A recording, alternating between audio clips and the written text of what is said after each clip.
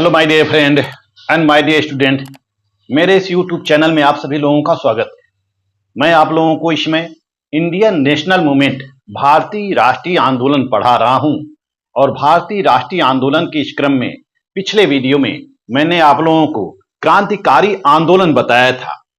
क्रांतिकारी आंदोलन के 3 चरण हैं। पहला चरण है 1905 से लेकर 1914। हम क्रांतिकारी आंदोलनों को 3 चरणों में विभाजित करते हैं। पहला चरण है 1905 से लेकर 1914 तक और दूसरा चरण है 1919 से लेकर 1932 तक और तीसरा चरण है 1939 से लेकर 1944 तक। यह 3 चरणों में हम विभाजित करते हैं। प्रथम चरण 1905 से लेकर 1914 तक मैं पिछले वीडियो में बता चुका हूं। इस वीडियो के अंतर्गत मैं आप लोगों को 1919 से 1932 तक यानी कि जो दूसरा चरण है उसके बारे में बताने जा रहा हूं। जैसा कि हम सभी लोग जानते हैं कि प्रथम विश्व युद्ध की शुरुआत 1914 में होती है। 1914 में फर्स्ट वर्ल्ड वार की शुरुआत होती है। फर्स्ट वर्ल्ड वार की शुरुआत होती है और 1914 में ये शुरू होता है और यह 1918 तक चलता रहता है। तो प्रथम विश्व युद्ध के दौरान भारत में क्रांतिकारी गतिविधियों को दबाने के लिए, दमन करने के लिए या समाप्त करने के लिए कई अधिनियम बनाए गए थे, कई कानून बनाए गए थे। जैसे कि 1917 का रौलट एक्ट बनाया गया था जो कि 1918 में पारित होता है।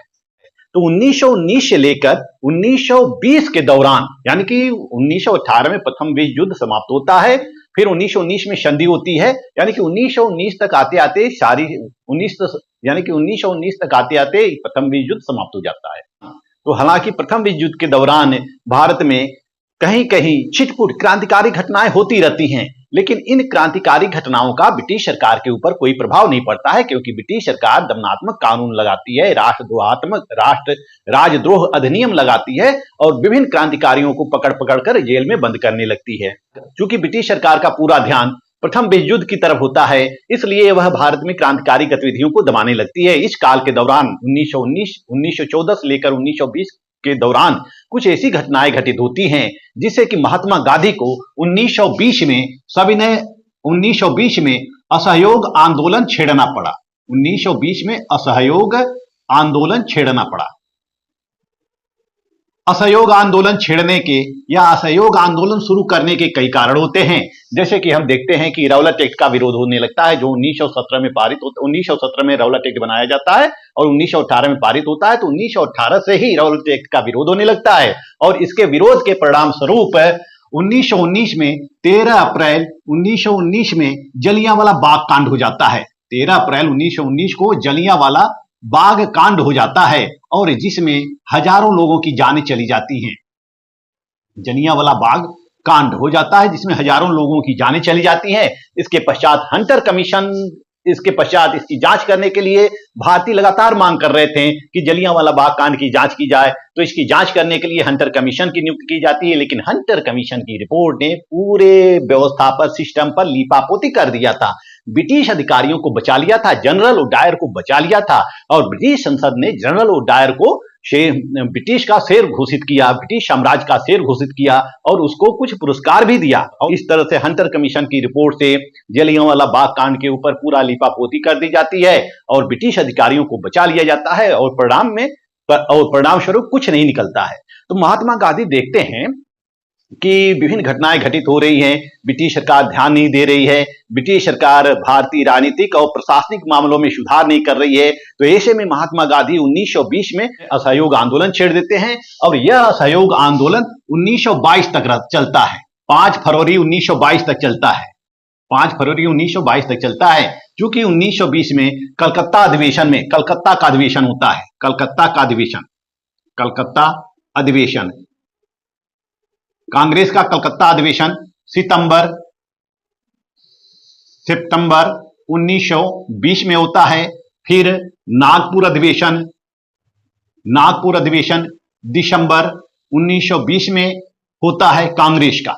ये सारे कांग्रेस के अधिवेशन होते हैं और महात्मा गांधी चाहते थे कि कांग्रेस के द्वारा उनके असहयोग प्रस्ताव को स्वीकृत करा लिया जाए। असहयोग प्रस्ताव तो कलकत्ता अधिवेशन में पारित हो जाता है, फिर उसको दोबारा पारित करवाते हैं नागपुर अधिवेशन में दिसंबर 1920 में। जब दिसंबर 1920 में असहयोग आंदोलन का प्रस्ताव पारित हो जाता है तो फिर 1921 से यह आंदोलन चलने लगता है। आंदोलन एकदम चरम पर पहुंच जाता है। हालांकि महात्मा गांधी ने कहा था कि मेरे आंदोलन के दौरान तनिक भी हिंसा नहीं होनी चाहिए, यदि कहीं हिंसा होती है तो मैं अपने आंदोलन को स्थगित कर दूंगा। और महात्मा गांधी ने यह भी कहा था यदि मेरे सिद्धांतों को अमल में लाया जाए तो हम एक वर्ष में ही आजादी प्राप्त कर लेंगे। तो महात्मा गांधी आंदोलन चलाते हैं, लेकिन 5 फरवरी 1922 को गोरखपुर के चौरी चौरा में एक ऐसी घटना घटित होती है, जिसको हम चौरी चौरा कांड के नाम से जानते हैं। चौरी चौरा कांड के नाम से जानते हैं। इसमें कांग्रेसियों का जुलूस निकल रहा होता है और पुलिस से झड़प हो जाती है और पुलिस गोलीबारी कर देती है, जिसमें एक व्यक्ति मारा जाता है। चौरी चौरा में, गोरखपुर जो उत्तर प्रदेश में पड़ता है, उत्तर प्रदेश के गोरखपुर के चौरी चौरा में कांग्रेसियों का जुलूस निकलता है। जो वहां की पुलिस होती है, थाने की जो पुलिस होती है, उनसे झड़प हो जाती है और फिर पुलिस के द्वारा गोलियां चला दी जाती है, जिसमें कि एक व्यक्ति की मौत हो जाती है। ऐसे में कांग्रेसी कार्यकर्ता या जुलूस में शामिल सभी लोग, सभी सत्याग्रही भड़क उठते हैं और पुलिस वाले को दौड़ा दौड़ा कर पीटने लगते हैं। पुलिस वाले अपनी जान बचाने के लिए थाने में जाकर छुप जाते हैं, परंतु भीड़ का गुस्सा इतने से ही शांत नहीं होता है। भीड़ थाने को चारों तरफ से घेर लेती है और फिर उसमें आग लगा देती है, जिसमें 21 पुलिस वाले जिंदा जलकर मर जाते हैं। महात्मा गांधी को जैसे पता चलता है कि गोरखपुर की चौरी चौरा में ऐसी घटना घटित हो गई है, तो महात्मा गांधी तुरंत अपना आंदोलन स्थगित करने का आदेश दे देते हैं, स्थगित कर देते हैं। फिर महात्मा गांधी को मार्च 1922 में महात्मा गांधी को गिरफ्तार कर लिया जाता है। महात्मा गांधी को 6 वर्षों की सजा हो जाती है, लेकिन महात्मा गांधी के स्वास्थ्य कारणों से ही महात्मा गांधी को 1924 में रिहा कर दिया जाता है। तो 1922 में यह असहयोग आंदोलन समाप्त हो जाता है। अब 1922 से यानी लोगों का उत्साह असहयोग आंदोलन में था, जो असहयोग आंदोलन में बढ़ चढ़कर हिस्सा ले रहे थे, उनका उत्साह अब धीरे धीरे ठंडा पड़ जाता है।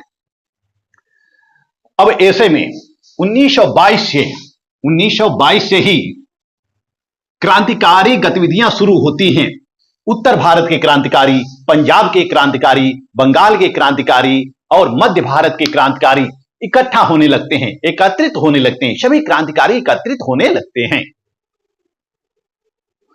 और फिर वह एक अपना संगठन तैयार करते हैं। 1924 में HRA का गठन करते हैं, यानी कि 1919 से लेकर 1932 तक 1919 से 1932 के काल को हम कई भागों में विभाजित करते हैं। इसमें कई घटनाएं घटित होती हैं। जैसे पहली घटना होती है HRA का गठन वर्ष 1924 में। इसके पश्चात दूसरी घटना होती है काकोरी कांड। फिर तीसरी घटना होती है सैंडर्स की हत्या और चौथी घटना होती है जिसको हम असेंबली बम कांड के नाम से जानते हैं, असेंबली बम कांड। और पांचवी घटना होती है चटगांव विद्रोह। ये इस काल में 1919 से लेकर 1932 के काल में ये सारी घटनाएं घटित होती हैं, जिसको मैं क्रमशः बताऊंगा। 1922 के बाद उत्तर भारत के समस्त क्रांतिकारी इकट्ठा होने लगते हैं। वहीं हम देखते हैं कि सचिंद्र नाथ सान्याल 1920 में जेल से रिहा हो जाते हैं। 1920 में सचिंद्र नाथ सान्याल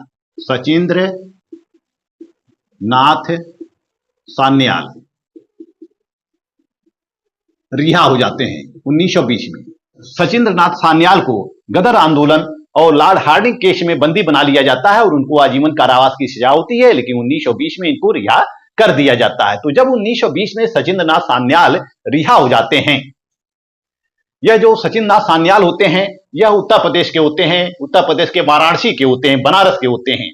जब इनको रिहा कर दिया जाता है तो फिर यह उत्तर भारत के क्रांतिकारियों का संगठन तैयार करने लगते हैं। और फिर जैसे ही 1922 का असहयोग आंदोलन असफल होता है, सारे क्रांतिकारी एकजुट हो जाते हैं और फिर HRA का गठन करते हैं 1924 में कानपुर में क्रांतिकारियों की एक बैठक होती है और इस बैठक में हिंदुस्तान रिपब्लिकन एसोसिएशन का गठन किया जाता है।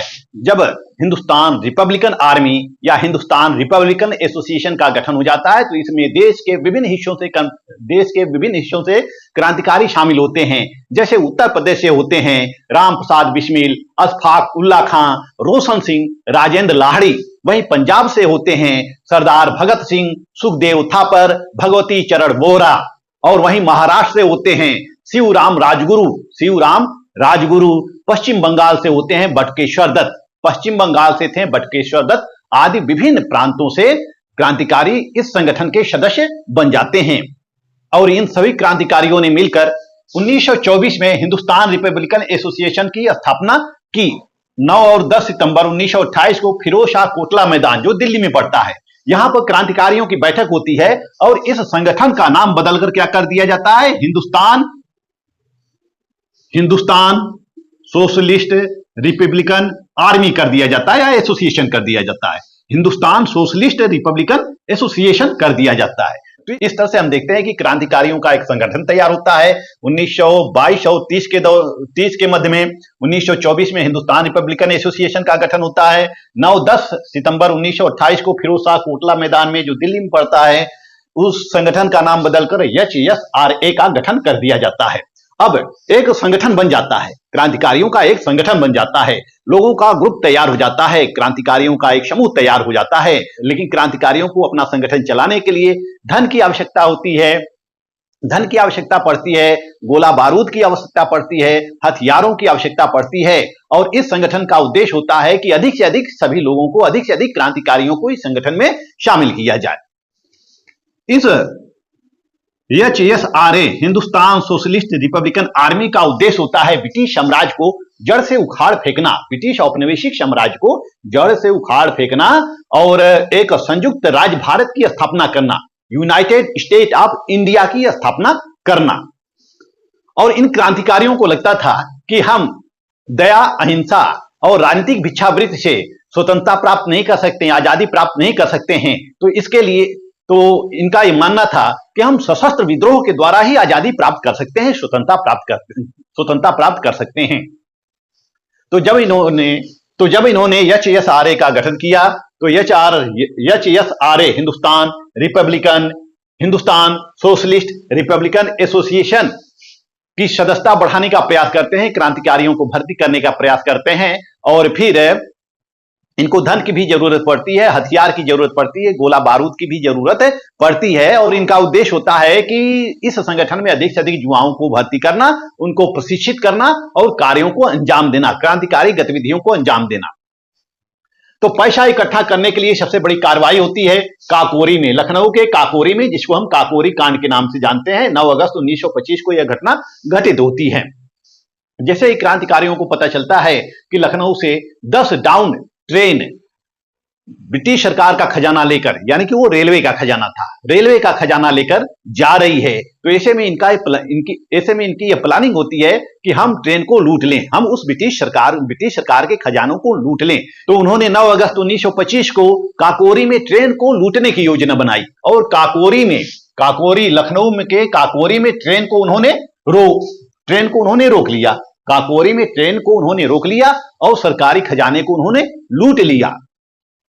अब सरकारी खजाने को लूटकर सारे क्रांतिकारी फरार हो जाते हैं और सरकार फिर क्रांतिकारियों को पकड़ने के लिए दबिश डालती है। जहां ट्रेन लूटी गई थी उसके अगल बगल के गांव में विभिन्न युवाओं को पकड़ा जाने लगता है, लोगों को जेल में बंद किया जाने लगता है, लोगों के ऊपर मुकदमा चलाया जाता है, यानी कि अनेकों की संख्या में युवाओं की गिरफ्तारी की जाती है और उन पर मुकदमा चलाया जाता है।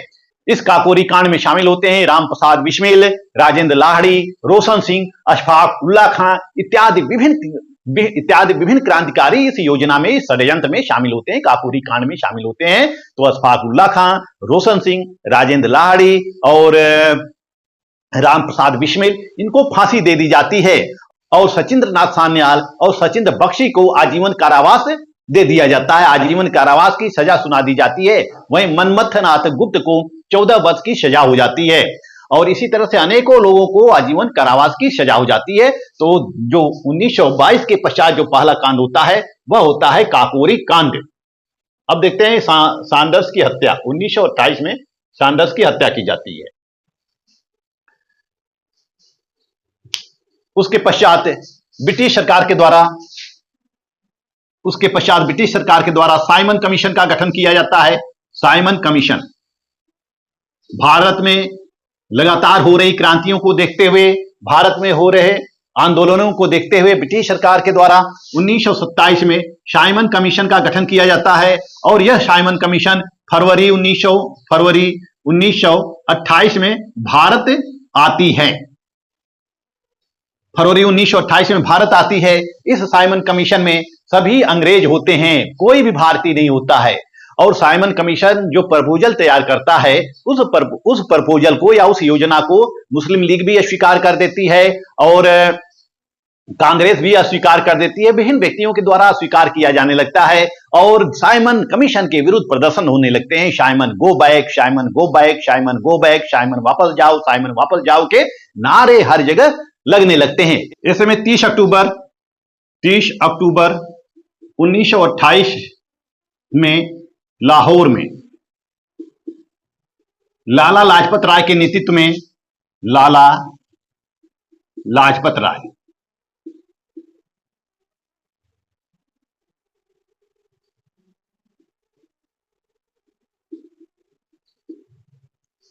ऐसे में 30 अक्टूबर 1928 को लाहौर में लाला लाजपत राय के नेतृत्व में एक जुलूस निकलता है और साइमन का विरोध किया जाने लगता है। जुलूस इतना व्यापक होता है, इतना भयंकर होता है कि ब्रिटिश सरकार के सैनिकों के द्वारा वहां पर लाठीचार्ज कर दिया जाता है और लाला लाजपत राय को लाठी से पीटा जाता है। लाला लाजपत राय को हॉस्पिटल में भर्ती करना पड़ता है और फिर 17 नवंबर 1928 को लाला लाजपत राय की मृत्यु हो जाती है। 17 नवंबर 1928 को लाला लाजपत राय की मृत्यु हो जाती है। लाला लाजपत उस समय पंजाब के शेर होते हैं, उनको शेर पंजाब कहा जाता था और पूरा पंजाब लाला लाजपत राय के नेतृत्व में कार्य करता था। लाला लाजपत राय के इशारे पे सारे क्रांतिकारी एकजुट हो जाते थे, सारे आंदोलनकारी एकजुट हो जाते थे, सभी संगठित हो जाते थे। ऐसे में अपने नेता की हत्या देखकर आजाद, भगत सिंह, चंद्रशेखर आजाद, सुखदेव, बटुकेश्वर दत्त, विभिन्न जो क्रांतिकारी होते हैं, इन क्रांतिकारियों को गहरा धक्का लगता है और यह उस लाठीचार्ज बरसाने वाले एसपी की हत्या करना चाहते हैं। जो इसने पुलिस अधीक्षक के द्वारा जो आदेश दिया गया था उस पुलिस अधीक्षक की हत्या करना चाहते हैं, उस पुलिस अधीक्षक की हत्या करना चाहते हैं, हत्या करने की योजना बनाते हैं। और फिर 17 दिसंबर 1928 को यह पुलिस सैंडर्स, यानी कि जो इनकी योजना थी एसपी की हत्या करने की, लेकिन दुर्भाग्य से इन लोगों के द्वारा, सुखदेव, भगत सिंह और राजगुरु के द्वारा एक पुलिस उपाधीक्षक की नियुक्ति हो जाती है जिसका नाम होता है सैंडर्स। सैंडर्स की हत्या कर दी जाती है। 17 दिसंबर 1928 को सैंडर्स की हत्या कर दी जाती है। सैंडर्स, पुलिस अधिकारी सैंडर्स की हत्या कर दी जाती है। जब सैंडर्स की हत्या कर दी जाती है तो क्रांतिकारियों की गिरफ्तारी तेज हो जाती है। ऐसे में सभी क्रांतिकारी पुलिस की नजर से बचने लगते हैं और इसके पश्चात जब सैंडर्स हत्याकांड होता है तो 1929 में होता है असेंबली बम कांड। 1929 में असेंबली बम कांड, असेंबली बम कांड। 1929 के दौरान केंद्रीय विधानसभा में सरकार 2 बिल पारित कराने की तैयारी में थी, एक पब्लिक सेफ्टी बिल, एक ट्रेड डिस्प्यूट बिल। ये 2 बिल जो होते हैं यह केंद्रीय विधानसभा में पारित कराने की तैयारी में होती है। यह जो दोनों बिल होते हैं यह मजदूर विरोधी होते हैं, किसान विरोधी होते हैं। ऐसे में भगत सिंह और उनकी टीम तैयार होती है और ये सभी क्रांतिकारी यह तय करते हैं कि हम उस बिल को पारित नहीं होने देंगे, हम उस बिल को पारित नहीं होने देंगे। ऐसे में यह केंद्रीय विधानसभा का विरोध करने के लिए पब्लिक सेफ्टी बिल और trade dispute bill, public safety bill और ट्रेड डिस्प्यूट बिल का विरोध करने के लिए यह 8 अप्रैल 8 अप्रैल 1929 को यह संसद में बम फेंकने की योजना बनाते हैं, बम फेंकने की योजना बनाते हैं। और 8 अप्रैल 1929 को भगत सिंह और बटुकेश्वर दत्त असेंबली के पास पहुंचते हैं और असेंबली में बम फेंक देते हैं, असेंबली में बम फेंक देते हैं। लेकिन बम बहुत खतरनाक नहीं होता है। बम ऐसा होता है, बम फेंकने का उद्देश्य होता है केवल सत्ता के बाहरी कानों तक अपनी आवाज पहुंचाना। बम फेंकने का उद्देश्य किसी का हत्या करना नहीं होता है। बम इस तरह से बनाया गया था कि बम फेंकते ही पूरी संसद में धुआं धुआं हो गया था, कोई हताहत नहीं हुआ था, कोई घायल नहीं हुआ था, किसी की मृत्यु नहीं हुई थी। और भगत सिंह और बटुकेश्वर दत्त बम फेंकने के बाद भी भागते नहीं हैं, वहीं खड़े रहते हैं और अपनी गिरफ्तारी दे देते हैं, अपनी गिरफ्तारी दे देते हैं। साम्राज्यवाद मुर्दाबाद, इनकलाब जिंदाबाद का नारा लगाते हैं। ऐसे में भगत सिंह और बटुकेश्वर दत्त को गिरफ्तार कर लिया जाता है और 1929 से लेकर 1930 तक इनके ऊपर मुकदमा चलाया जाता है। और भगत सिंह के ऊपर मुकदमा चलाया जाता है, भगत सिंह के साथी राजगुरु के ऊपर, सुखदेव के ऊपर मुकदमा चलाया जाता है। और अंततः 23 मार्च 1931 को तीनों को फांसी दे दी जाती है। किसको फांसी दी जाती है? भगत सिंह को, भगत सिंह, सुखदेव,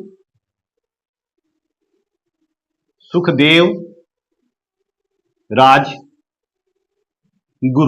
इन तीनों को फांसी दे दी जाती है 23 मार्च 1931 को। और 23 मार्च 1931 को और 23 मार्च को हम लोग आज भी शहीद दिवस के रूप में याद करते हैं। वहीं बटुकेश्वर दत्त को असेंबली में बम फेंकने के आरोप में उनको आजीवन कारावास हो जाता है। और फिर उन्हें बटुकेश्वर दत्त को आम माफी के तहत 1945 में रिहा किया जाता है। बटुकेश्वर दत्त को आम माफी के तहत 1945 में रिहा किया जाता है।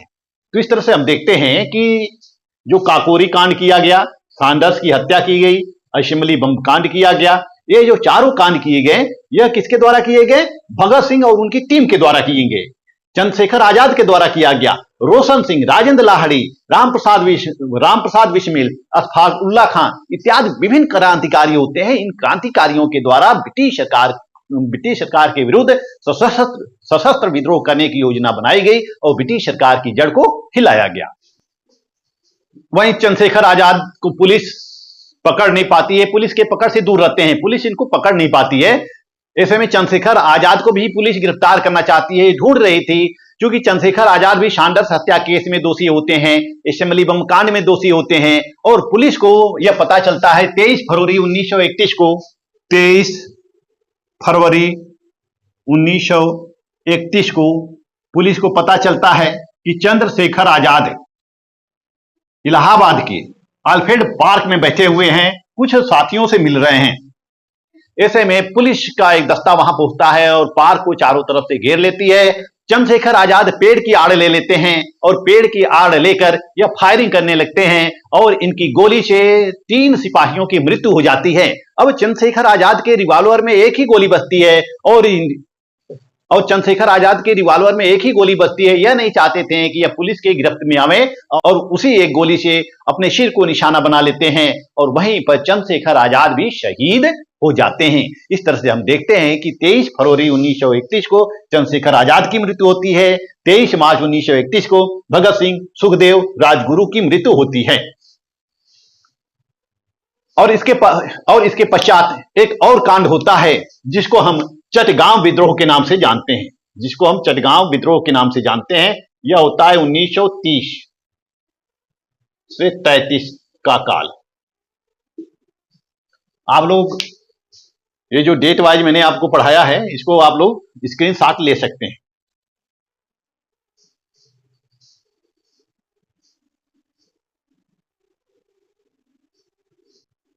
आइए अब देखते हैं चटगांव विद्रोह। यह उस समय बंगाल में पड़ता था, यह बंगाल में पड़ता है चटगांव। जैसा कि पश्चिम बंगाल भी क्रांतिकारियों का गढ़ था और वहां भी क्रांतिकारी घटनाएं होती रहती थी। यहां के जो नेता होते हैं चटगांव विद्रोह के, सूर्यसेन होते हैं।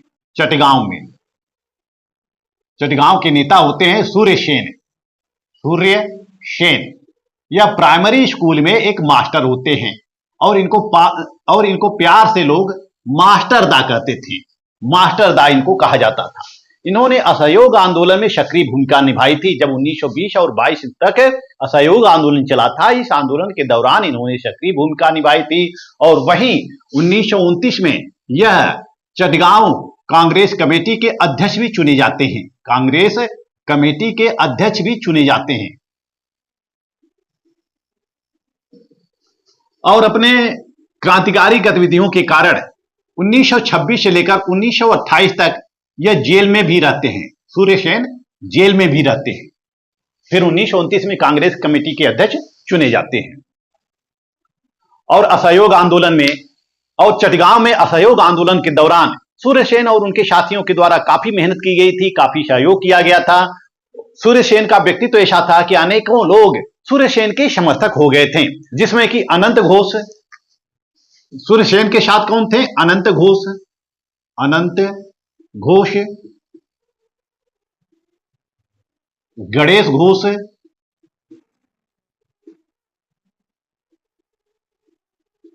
लोकीनाथ बाउल इत्यादि लोग सूर्यसेन के साथ थे। सूर्यसेन के नेतृत्व में बंगाल में कार्य कर रहे थे, चटगांव में कार्य कर रहे थे। और ये सारे क्रांतिकारी, सूर्यसेन और ये सारे क्रांतिकारी जनता को यह दिखाने के लिए कि स्वतंत्रता सशस्त्र विद्रोह के द्वारा प्राप्त किया जा सकता है। स्वतंत्रता सशस्त्र विद्रोह के द्वारा प्राप्त किया जा सकता है, यानी कि सशस्त्र विद्रोह करके हम ब्रिटिश सरकार की जड़ को हिला देंगे, ब्रिटिश सरकार को परास्त कर देंगे और ब्रिटिश सरकार वापस चली जाएगी हम लोगों से डर के। यह दिखाने के लिए इन्होंने सशस्त्र विद्रोह करने की योजना बनाई। और सशस्त्र विद्रोह करने के लिए हथियारों की जरूरत होती है, तो ऐसे में चटगांव के 2 हथियारों को उन्होंने लूटने की योजना बनाई। चटगांव के 2 हथियार, एक जो था सैनिक शस्त्रागार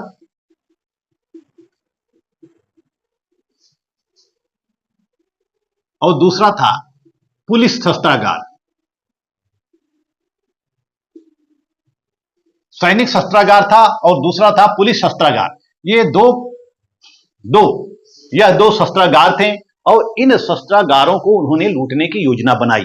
ऐसे में यह योजना बनती है यह योजना बनाई जाती है 18 अप्रैल 1930 को रात 10 बजे।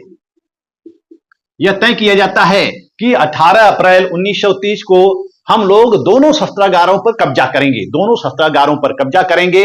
एक तरफ होते हैं गणेश घोष, सैनिक शस्त्रागार लूटते हैं। पुलिस शस्त्रागार लूटते हैं गणेश घोष। और सैनिक शस्त्रागार लूटा जाता है लोकीनाथ बाउल के द्वारा।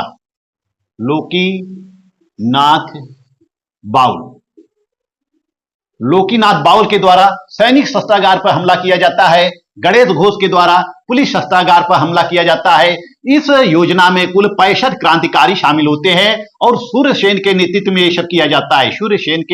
यह सब किया जाता है। सूर्यसेन धोती कुर्ता पहनकर, गांधी टोपी लगाकर वह खड़े रहते हैं। वह लोगों को दिशा निर्देशित करते रहते हैं और वह भी नारा लगाते हैं, इनकलाब, वंदे मातरम, गांधी जी का रामराज कायम हो गया। ऐसे में रात 12 बजे तक दोनों शस्त्रागारों पर हमला करके शस्त्र लूट लिया जाता है। लेकिन इन क्रांतिकारियों को यह डर रहता है कि पुलिस कभी भी यहां आ सकती है। ऐसे में शस्त्रागार लूटने के पहले ही सड़कों को काट दिया गया। चटगांव के चारों तरफ जो सड़कें होती हैं, जो संपर्क मार्ग होते हैं, उस संपर्क मार्ग को काट दिया गया।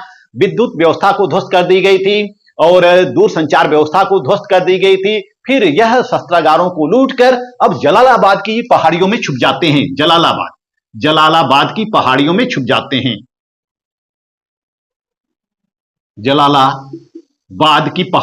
जाते हैं। जलालाबाद की पहाड़ियों में छुप जाते हैं। और फिर 22 अप्रैल 1930 को पुलिस इनको घेर लेती है। पुलिस और सैनिक इनको घेर लेती है, यानी कि सेनाएं, ब्रिटिश सेना इनको घेर लेती है, यानी कि जलालाबाद पहाड़ियों को घेर लेती है और फिर गोलीबारी होने लगती है। इस गोलीबारी में 80 पुलिस की जान गई थी, 80 ब्रिटिश सैनिकों की जान गई थी और 12 क्रांतिकारियों की जान गई थी। 12 क्रांतिकारियों की जान जाती है और 80 पुलिस वालों की जान जाती है। वहीं सूर्यसेन और उनके कुछ साथी उस पहाड़ी से भाग जाते हैं और बगल के गांव में जाकर रहने लगते हैं और वो सूर्यसेन और उनके साथी उन गांव में करीब 3 साल तक रहते हैं। लेकिन 16 फरवरी 1933 को सूर्यसेन को गिरफ्तार कर लिया जाता है और उन पर मुकदमा चलाया जाता है और 12 जनवरी 1934 को फांसी दे दी जाती है। सूर्यसेन को फांसी दे दी जाती है और उनके जितने साथी होते हैं उन सभी साथियों को लंबी सजाएं भी दे दी जाती हैं। किसी को काले पानी की सजा दी जाती है, आजीवन कारावास की सजा दी जाती है। तो इस तरह से जो यह चटगांव विद्रोह होता है 1930 में होता है। इस विद्रोह के नेता जो होते हैं सूर्यसेन, उनको 12 जनवरी 1934 को फांसी दे दी जाती है। तो हम देखते हैं कि 1934 तक, यानी कि 1922 से 1924 में HRA का गठन होता है। इनके नेतृत्व में काकोरी कांड किया जाता है, सैंडर्स की हत्या की जाती है, असेंबली बम कांड किया जाता है और यही क्रांतिकारी चटगांव विद्रोह में भी रहते हैं। चटगांव विद्रोह का शस्त्रागार लूटा जाता है। तो इस तरह से 1922 से लेकर 1930 तक विभिन्न घटनाएं घटित होती रहती हैं। जैसा कि हम सभी जानते हैं कि बंगाल क्रांतिकारियों का गढ़ था, लेकिन बंगाल में केवल पुरुष क्रांतिकारी सक्रिय नहीं थे, वहां महिला क्रांतिकारी भी सक्रिय थी। महिला क्रांतिकारी भी क्रांति में अहम भूमिका निभा रही थी। महिला क्रांतिकारियों का यह काम होता था कि वह हथियार पहुंचाती थी, क्रांतिकारियों को शरण देती थी, क्रांतिकारियों के लिए कार्य करती थी, क्रांतिकारियों की सूचनाएं पहुंचाती थी और यदि उनको आवश्यकता पड़े तो वह महिला क्रांतिकारी हथियार भी उठा लेती थी और हथियार से फायर भी कर सकती थी। जैसे चटगांव विद्रोह में प्रीतिलता वाडेकर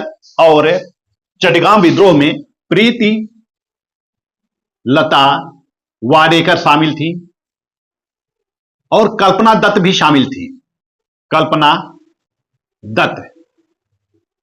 प्रीतिलता वाडेकर और कल्पना दत्त भी शामिल होती हैं। प्रीतिलता वाडेकर गोलीबारी में मारी जाती हैं और वहीं कल्पना दत्त को आजीवन कारावास हो जाता है। वहीं दिसंबर 1931 में कोमिल्ला, एक जगह है बंगाल का, कोमिल्ला की 2 छात्राएं होती हैं, शांति घोष और सुनीति चौधरी। 2 छात्राएं होती हैं, शांति घोष और सुनीति चौधरी।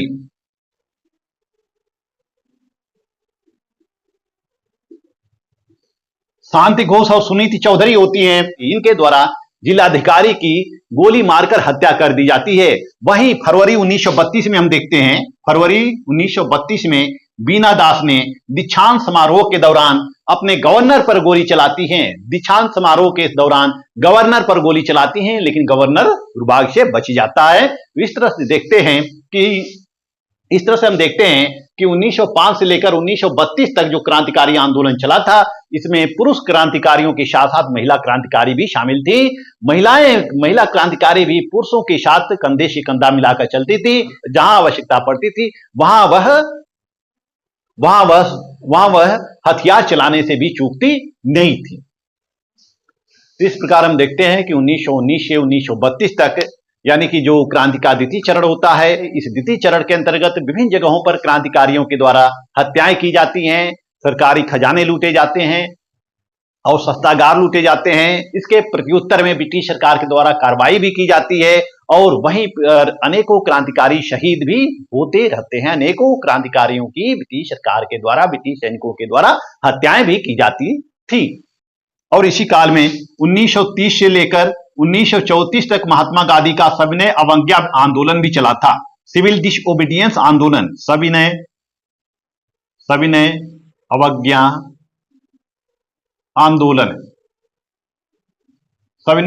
आंदोलन भी चला था 1930 से 1934 तक। 1934 में महात्मा गांधी सविनय अवज्ञा आंदोलन को पूर्ण रूप से स्थगित कर देते हैं। उसके पश्चात विभिन्न आंदोलनों और उसके पश्चात विभिन्न क्रांतिकारी गतिविधियों, विभिन्न आंदोलनों को देखते हुए ब्रिटिश सरकार भारत में राजनीतिक सुधार करने के लिए, प्रशासनिक सुधार करने के लिए एक अधिनियम लाती है, जिसको हम कहते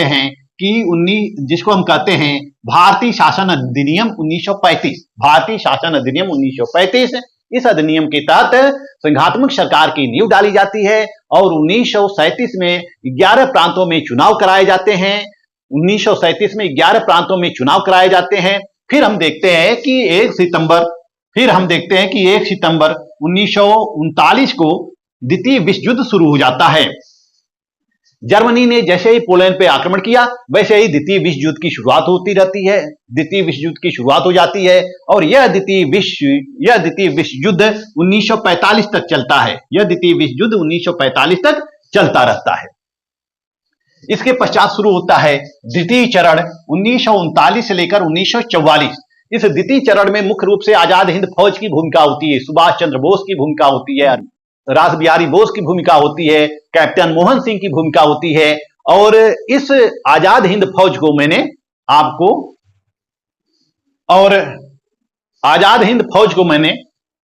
आपको पढ़ा दिया है। आजाद हिंद फौज की भूमिका 1939 से लेकर 1944 तक है। और मैंने आप लोगों को मैंने एक वीडियो डाला है, भारत छोड़ो आंदोलन एवं आजाद हिंद फौज। भारत छोड़ो आंदोलन एवं आजाद हिंद फौज, जिसके अंतर्गत मैंने भारत छोड़ो आंदोलन भी बताया है और आजाद हिंद फौज भी बताया है। तो जो तीसरा चरण है 1939 से 1944 तक की क्रांतिकारी घटनाओं को, क्रांतिकारी गतिविधियों को आप उस वीडियो में पढ़ सकते हैं। जब आप बीए फर्स्ट ईयर के प्ले लिस्ट में जाएंगे तो वहां आप यह मेरा वीडियो प्राप्त कर सकते हैं। वहां मेरा आप वीडियो प्राप्त कर सकते हैं, भारत छोड़ो आंदोलन और आजाद हिंद फौज।